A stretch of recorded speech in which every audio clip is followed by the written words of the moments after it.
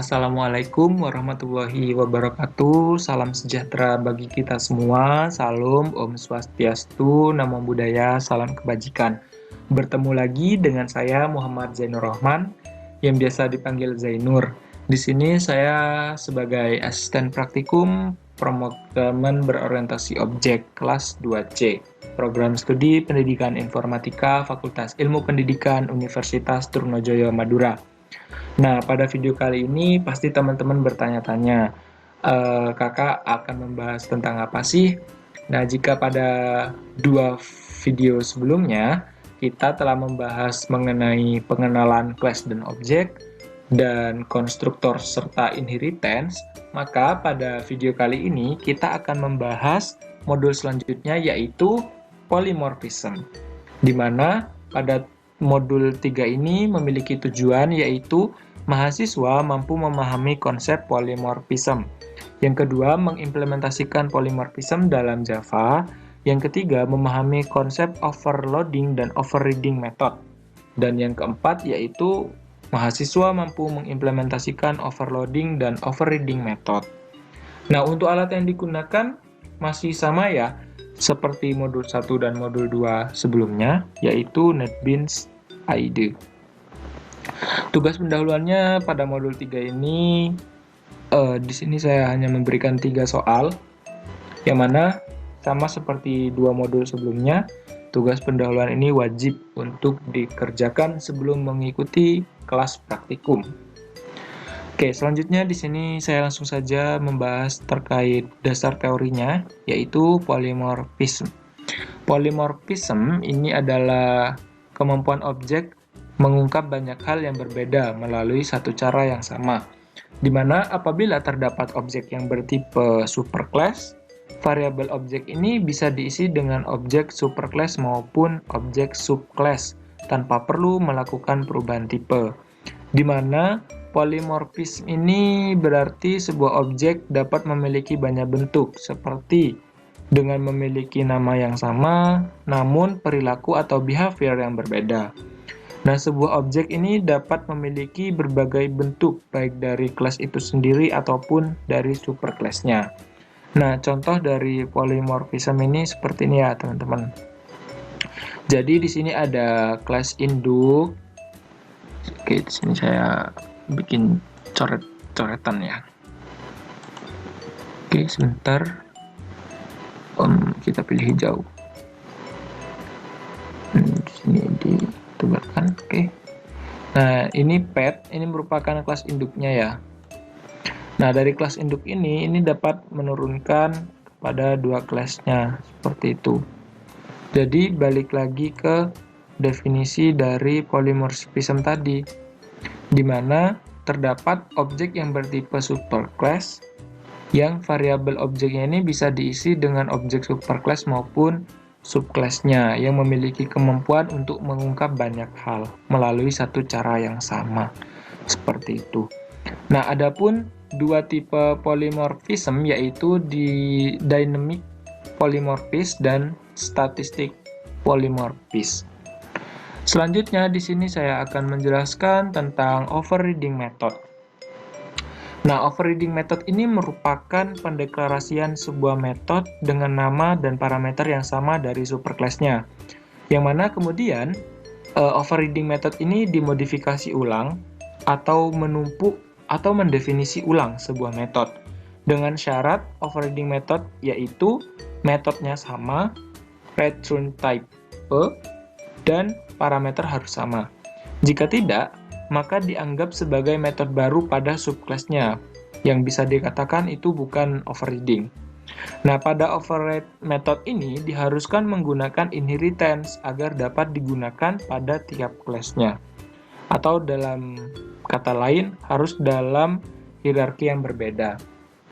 Nah, catatan dalam penggunaan overriding method yaitu dengan overriding, kita dapat memiliki pengenal metode yang sama dengan pengenal metode pada superclass-nya. Catatan yang kedua yaitu konstruktor tidak dapat di-overriding, sebab konstruktor tidak diturunkan ke subclass. Yang ketiga, kita dapat memanggil metode yang di-override di superclass dengan keyword super. Yang keempat, bila suatu metode tidak dapat diturunkan, maka metode tersebut tidak dapat di-overriding. Misalkan terdapat metode yang memiliki akses modifier private. Seperti itu. Jadi keempat ini merupakan catatan bagi teman-teman praktikan apabila ingin menggunakan overriding method. Seperti itu.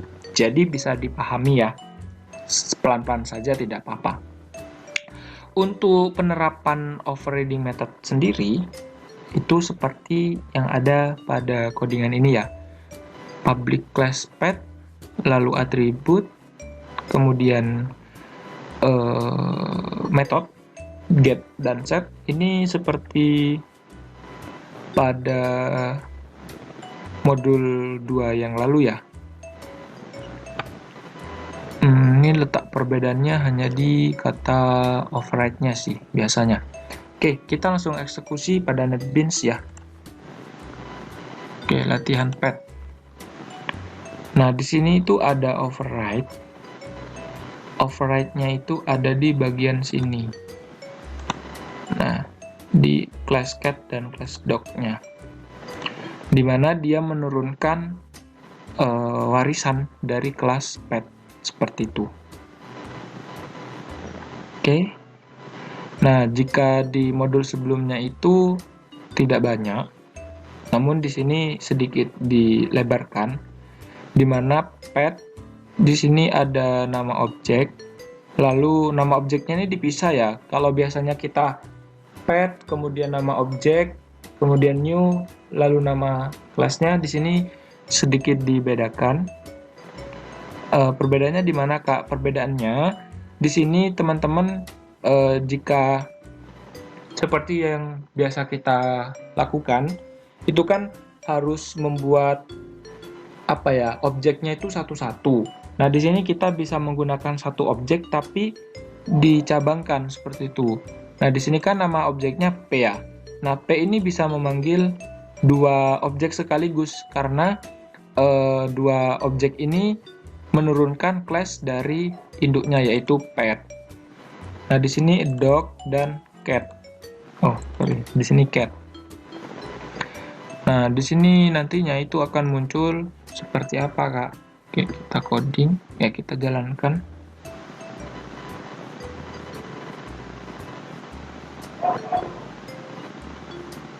Karena codingan yang di sini tidak banyak perbedaannya. Perbedaannya hanya di main class-nya saja. Nah, jadi nanti dia akan memunculkan di bagian speak yang ada di dog dan cat saja. Sedangkan yang ada di pet-nya itu tidak dimunculkan ya, teman-teman. Karena di sininya yang dipanggil hanya speak dari dog dan cat. Seperti itu. Di sini hanya di sini class pet ini hanya bermodal sebagai fondasinya. Jadi apa ya, bisa dikatakan di sini tuh sebagai kunci. Jadi tidak perlu membuat objek satu persatu. Jadi diwakilkan dengan huruf P. P sama dengan new dog. P sama dengan new cat. Jadi seperti biasanya sih, cuman di sini agak dipecah seperti itu untuk mempermudah juga, bisa dikatakan tidak memboros codingan seperti itu. Oke, selanjutnya di sini ya kurang lebih seperti itu ya tentang override method. Kemudian di sini ada definisi lagi yaitu overloading method, di mana overloading ini merupakan pendeklarasian satu nama untuk beberapa metode yang berbeda dalam suatu class, di mana nama metode yang sama dibedakan dari jumlah parameter dan tipe data parameternya. Kemudian overloading ini mempunyai ciri-ciri sebagai berikut, yaitu nama metode harus sama, daftar parameter harus berbeda, dan return type boleh sama, tapi juga boleh berbeda. Seperti itu. Oke, selanjutnya di sini terdapat contoh dari penerapan overloading method ya, teman-teman. Dimana di sini ada sebuah class dengan nama luas, kemudian di sini ada metodenya, luas persegi ya.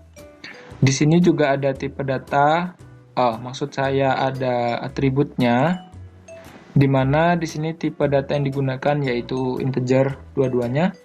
Lalu nama dari atributnya itu panjang dan lebar, sedangkan untuk nilai atributnya itu berbeda, 3 dan 4. Kemudian di sini diberi perintah untuk memanggil ya, atau menampilkan jika program ini dijalankan. Seperti itu. Nah, di sini juga ada metode yang berparameter. Oh ya, yang ini tidak berparameter ya, teman-teman. Nah, kalau yang kedua ini berparameter, jadi dia hanya memanggil secara singkat saja, seperti itu. Nah, di sini public class atau main class-nya. Nah, di sini objek yang digunakan yaitu bidang ya, bidang. Lalu di sini diberi perintah untuk menampilkan sebuah kalimat overloading. Kemudian di sini ada perintah bidang, maksud saya ada objek bidang dot luas persegi, lalu 5,10, sedangkan yang di atasnya ini kosongan ya. Oke, kita langsung eksekusi. Saya akan jelaskan pada NetBeans ya, sambil lalu itu. Nah, jika di sini itu class dengan nama luas, lalu di sini atribut yang digunakan sama, namun hanya berbeda pada nama dan nilainya. Jika di sini metode yang tanpa parameter, dia menggunakan perintah luas persegi 1 dengan memasukkan panjang dikali lebar. Lalu yang di sini metode yang berparameter ini dia hanya menggunakan perintah atributnya integer P, integer L, karena di sini sudah mewakilkan ya P dan L, jadi diambil huruf depannya saja. Kemudian untuk main class-nya atau main metode-nya, di sini seperti yang saya jelaskan tadi, ada perintah untuk menampilkan sebuah kalimat overloading. Kemudian ada objek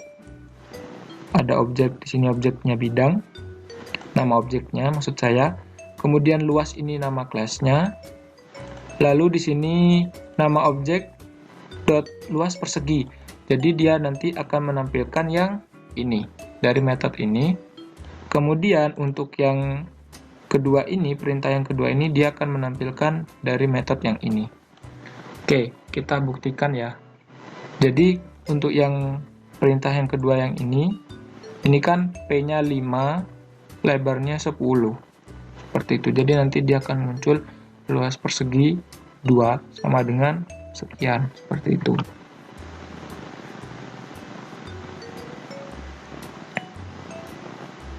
Nah, maka dia nanti akan muncul seperti ini. Luas persegi 1 sama dengan 12. Luas persegi 2 sama dengan 50. Kenapa bisa demikian? Karena di sini kan rumus yang digunakan panjang kali lebar, maka 3 dikali 4 sama dengan 12. Seperti itu. Jadi tanpa memerintahkan satu-satu. Seperti itu. Jadi luas persegi 2-nya di sini langsung ya memasukkan P-nya 5, P-nya 5, L-nya 10. Jadi 5 dikali 10 sama dengan 50. Seperti itu. Oke, selanjutnya prosedur pelaksanaan praktikum pada modul 3. Yang pertama itu mahasiswa mencoba latihan yang ada pada modul. Yang kedua, mahasiswa menganalisis hasil dari program yang pada latihan yang telah dijalankan. Yang ketiga, mahasiswa mengerjakan tugas yang diberikan. Yang keempat, mahasiswa membuat laporan dari tugas yang telah dikerjakan. Lalu yang kelima, mahasiswa mendemonstrasikan tugas program yang telah dikerjakan. Oke, selanjutnya di sini saya akan menjelaskan terkait latihan ya. Di sini kurang lebih sama seperti modul yang 2 kemarin. Namun di sini beda konsep ya. Jika yang kemarin itu mahasiswa, di sini konsepnya pelajar dan karyawan atau profesi. Seperti itu. Oke, di sini kita eksekusi ya. Di sini saya sudah kopas codingan ini di NetBeans. Jadi nanti akan muncul seperti ini. Di sini ada satu atribut di kelas induk. Jadi kelas manusia ini merupakan kelas induk dari program polymorphism-nya. Nah, di sini untuk konsep metodenya di sini set terlebih dahulu lalu get. Seperti yang telah pernah saya jelaskan bahwa get ini fungsinya untuk memanggil, sedangkan set ini untuk men-setting, seperti itu. Nah, di set ini dia berparameter ya. Untuk yang get tidak, jadi dia hanya memanggil, seperti itu. Kemudian kelas selanjutnya ada kelas baru, yaitu kelas pelajar, di mana kelas pelajar ini menurunkan sifat dari kelas manusia. Kemudian sama ya, kalau ininya sama juga, jadi tidak perlu itu. Oke, di sini ini menerapkan override. Oke, ini kita klik dulu override. Nah, untuk kelas karyawan ini juga menurunkan dari kelas manusia. Kemudian kita langsung ke main class ya. Oke, di sini ada dua atribut, dua objek maksud saya. Oh, tiga objek. Namun objek yang ketiga ini hanya seperti latihan yang di bagian pet tadi, jadi dia hanya mewakilkan yang menggunakan nama objek MNS. Nah, di sini MNS ini nanti akan memunculkan dari objek pelajar 1 dan karyawan 1. Di mana pelajar 1 ini merupakan objek dari kelas pelajar dan karyawan 1 ini merupakan objek dari kelas karyawan. Di mana nanti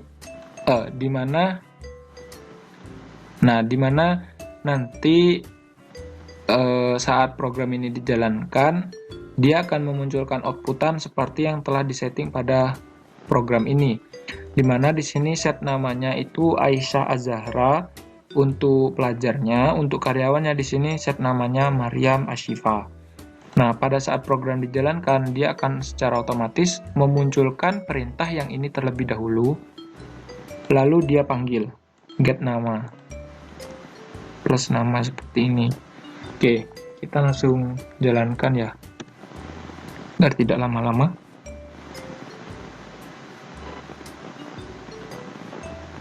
Nah, maka nanti akan muncul outputan seperti yang ada pada layar ini.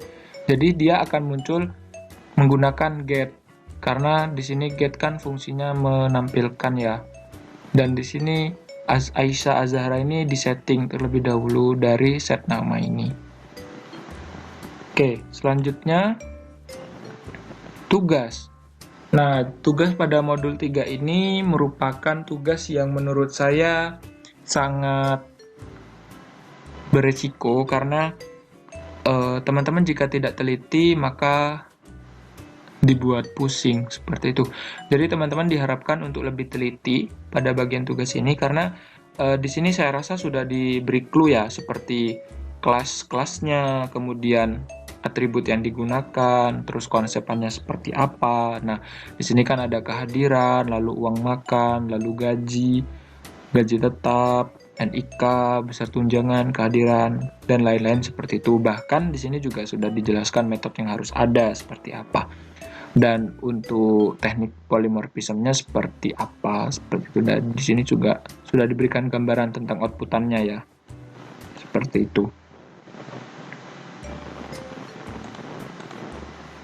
Mungkin itu saja yang bisa saya sampaikan terkait modul ketiga ini. Apabila ada tutur kata, baik penjelasan yang kurang berkenan, saya mohon maaf yang sebesar-besarnya. Wabillahi taufiq wal hidayah. Wassalamualaikum warahmatullahi wabarakatuh.